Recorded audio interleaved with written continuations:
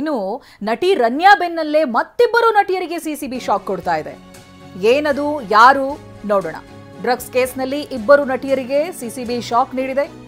ನಟಿಯರಾದ ರಾಗಿಣಿ ಹಾಗೆ ಸಂಜನಾ ಮೇಲಿದ್ದಂತ ಎಫ್ಐಆರ್ ರದ್ದು ವಿಚಾರಕ್ಕೆ ಸಂಬಂಧಪಟ್ಟ ಹಾಗೆ ಎಫ್ಐಆರ್ ರದ್ದತಿಯನ್ನ ಪ್ರಶ್ನಿಸಿ ಸುಪ್ರೀಂಗೆ ಸಿಸಿಬಿ ಅರ್ಜಿಯನ್ನ ಸಲ್ಲಿಸಿದೆ. ಗೃಹ ಹಾಗೆ ಕಾನೂನು ಇಲಾಖೆಯ ಸಮ್ಮತಿಯ ಬಳಿಕ ಅರ್ಜಿ ಸಲ್ಲಿಕೆ ಮಾಡಲಾಗಿದೆ. ಸಂಜನಾ ಹಾಗೆ ರಾಗಿಣಿ ವೀರೇನ್ ಖನ್ನಾ ಎಫ್ಐಆರ್ ರದ್ದು ಮಾಡಿತ್ತು ಹೈಕೋರ್ಟ್. ಇದನ್ನ ಪ್ರಶ್ನೆ ಮಾಡ್ತಾ ಇದೆ ಸುಪ್ರೀಂನಲ್ಲಿ.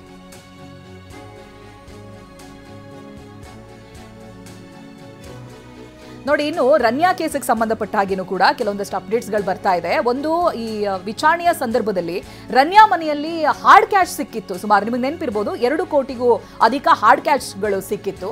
ಇದೀಗ ಈ ವಿಚಾರದಲ್ಲಿ ಐಟಿ ಎಂಟ್ರಿ ಆಗ್ತಾ ಇದೆ. ಡಿಆರ್ಐ ಅಧಿಕಾರಿಗಳಾಯ್ತು, ಸಿಬಿಐ ಆಯ್ತು, ಇದೀಗ ಐಟಿ ಎಂಟ್ರಿ ಆಗ್ತಾ ಇದೆ.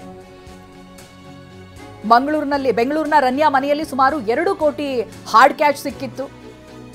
2 ಲಕ್ಷಕ್ಕಿಂತ ಯಾರು ಕೂಡ ಕ್ಯಾಶ್ ಅನ್ನ ಮನೆಯಲ್ಲಿ ಇಟ್ಕೊಳ್ಳೋ ಹಾಗಿಲ್ಲ. ಅಂಥದ್ರಲ್ಲಿ 2 ಕೋಟಿ ಸಿಕ್ಕಿದೆ ಅಂತ ಹೇಳಿದ್ರೆ ಇದೀಗ ಐಟಿ ಇದಕ್ಕೆ ಬೇಕಾಗಿರುವಂತ ಸಿದ್ಧತೆಗಳನ್ನ ಮಾಡ್ಕೊಳ್ತಾ ಇದೆ. ದೃಶ್ಯದಲ್ಲಿ ಗಮನಿಸ್ತಾ ಇದ್ದೀರಾ, ನಟಿ ರನ್ಯಾ ಅವರಿಗೆ ಸಂಕಷ್ಟದ ಮೇಲೆ ಸಂಕಷ್ಟ. ಡಿಆರ್ಐ ಅಧಿಕಾರಿಗಳು ವಶಪಡಿಸಿಕೊಂಡು ತನಿಖೆಯನ್ನು ನಡೆಸಿದ್ರು, ಒಂದಷ್ಟು ಮಾಹಿತಿಗಳನ್ನ ಕಲೆ ಹಾಕಿದ್ರು, ಆನಂತರ ಕೋರ್ಟ್ ಪ್ರೊಡ್ಯೂಸ್ ಮಾಡಲಾಯಿತು, ಆನಂತರ ಜೈಲು ಪಾಲಾದ್ರು. ಇದೀಗ ಐಟಿ ಕೂಡ ಎಂಟ್ರಿ ಆಗ್ತಾ ಇದೆ.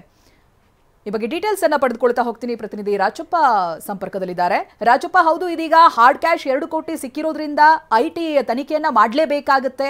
ಅದು ಕೂಡ ಈಕೆ ಜೈಲಿನಲ್ಲಿರೋದ್ರಿಂದ ಅಲ್ಲಿಗೆ ಹೋಗಿ ದರ್ಶನ್ ರೀತಿಯಲ್ಲೇ ನಡೆಯುತ್ತೆ ಅಂತ. ದರ್ಶನ್ ಅವರ ತನಿಖೆ ಹಂತದಲ್ಲೂ ಕೂಡ ಅವರ ಮನೆಯಲ್ಲಿ ಸಿಕ್ಕಿದಂತ ಹಾರ್ಡ್ ಕ್ಯಾಶ್ಗೆ ಪರಪ್ಪನ ಅಗ್ರಹಾರ ಜೈಲಿಗೆ ಹೋಗಿ ಅವರ ವಿಚಾರಣೆಯನ್ನ ಮಾಡಲಾಗಿತ್ತು. ಇದೀಗ ರನ್ಯಾ ಸರದಿ ಅಂತ ಹೇಳ್ಬೋದು. ರಾಜಪ್ಪ,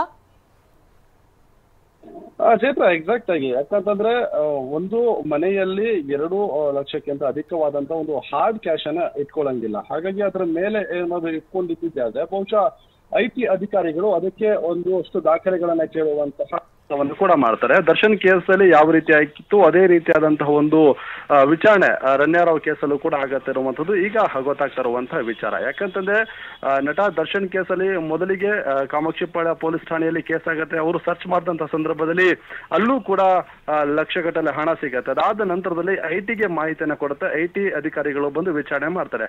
ಅದೇ ರೀತಿಯಲ್ಲಿ ಕಸ್ಟಮ್ಸ್ ನಲ್ಲಿ ಅಂದ್ರೆ ಡಿಆರ್ಐ ಅಧಿಕಾರಿಗಳು ರನ್ಯಾರಾವ್ ಅವರನ್ನು ತಪಾಸಣೆ ಮಾಡುವಂತ ವೇಳೆಯಲ್ಲಿ ಗೋಲ್ಡ್ ಸ್ಮಗ್ಲಿಂಗ್ ಮಾಡೋದು ಯಾವಾಗ ಗೊತ್ತಾಗುತ್ತೆ. ಅದಾದ ನಂತರದಲ್ಲಿ ಅವರ ಲಾವೆಲಿ ರಸ್ತೆಯಲ್ಲಿರುವಂತಹ ಮನೆ ಪರಿಶೀಲನೆ ವೇಳೆ ಸುಮಾರು 2 ಕೋಟಿಯಷ್ಟು ಹಾರ್ಡ್ ಕ್ಯಾಶ್ ಸಿಕ್ಕಿರುವಂತದ್ದು. ಹಾಗಾಗಿ ಅದಕ್ಕೆ ಸ್ಪಷ್ಟನೆ ಕೇಳುವಂತಹ ನಿಟ್ಟಿನಲ್ಲಿ, ಅದಕ್ಕೆ ಸಂಬಂಧಪಟ್ಟಂತೆ ವಿಚಾರಣೆ ಮಾಡುವಂತಹ ನಿಟ್ಟಿನಲ್ಲಿ ಈಗಾಗಲೇ ಐಟಿಗೆ ಮಾಹಿತಿಯನ್ನು ಕೊಟ್ಟು ಐಟಿ ಅಧಿಕಾರಿಗಳು ರನ್ಯಾರಾವ್ ಇರುವಂತಹ ಜೈಲಿನಲ್ಲಿ ಬಂದು ಒಂದಿಷ್ಟು ಇದ್ದಂತಹ ಹಣ ಏನಿದೆ ಅದಕ್ಕೆ ಸಂಬಂಧಪಟ್ಟಂತಹ ಒಂದಿಷ್ಟು ಪ್ರಶ್ನೆಗಳನ್ನು ಕೂಡ ಮಾಡುವಂತಹ ಸಾಧ್ಯತೆ ಇರುವುದು. ಆದ್ರೆ ಅದೆಲ್ಲವೂ ಕೂಡ ಯಾವಾಗ ಆಗತ್ತೆ ಅನ್ನುವಂಥದ್ದು ಸದ್ಯಕ್ಕೆ ಇರುವಂತಹ ಪ್ರಶ್ನೆ. ಅಂದ್ರೆ ಕೋರ್ಟ್ನ ಅನುಮತಿಯನ್ನ ಪಡೆದುಕೊಂಡು ಐಟಿ ಅಧಿಕಾರಿಗಳು ರನ್ಯಾರಾವ್ ಅವರನ್ನು ವಿಚಾರಣೆ ಮಾಡುವಂತಹ ಸಾಧ್ಯತೆ ಇದೆ. Chaitra, okay, thank you Rajappa ಮಾಹಿತಿಗಾಗಿ.